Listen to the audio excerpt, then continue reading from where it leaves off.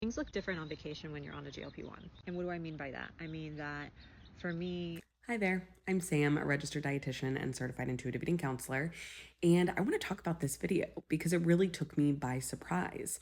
When you see the word GLP-1 in her video, you could easily change that to vacation looks different as an intuitive eater. And what I mean by that is I have sat with hundreds and hundreds of clients in a one-on-one counseling setting and had exact conversations like this woman is talking about, but they weren't taking a GLP-1. They were doing intuitive eating. Friendly reminder that intuitive eating is an evidence based practice with 10 defined principles and over 175 studies to date that helps you make peace with food in your body. So, there's all this talk about GLP-1s, right? And how they quiet the food noise. But that's exactly what intuitive eating does, except without injecting yourself with the medication.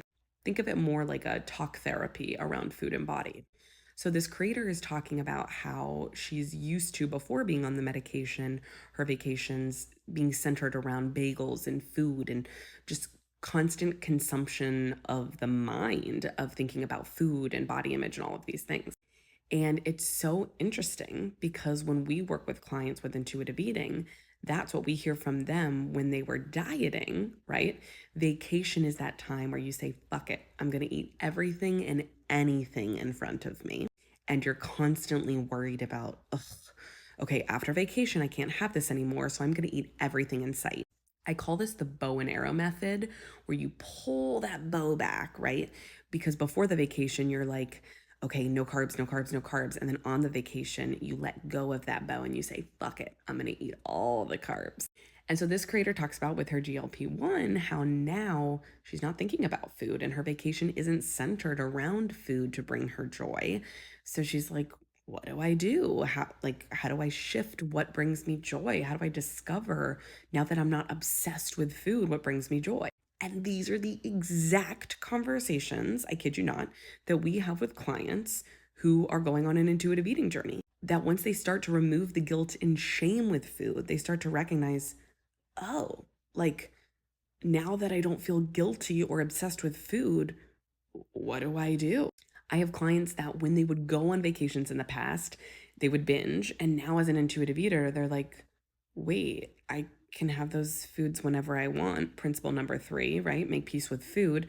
Now that they know they have unconditional permission to eat, everything is a lot calmer in their mind. And there's not this obsession. And they have to learn what brings them joy in addition to food, because we're allowed to still enjoy food.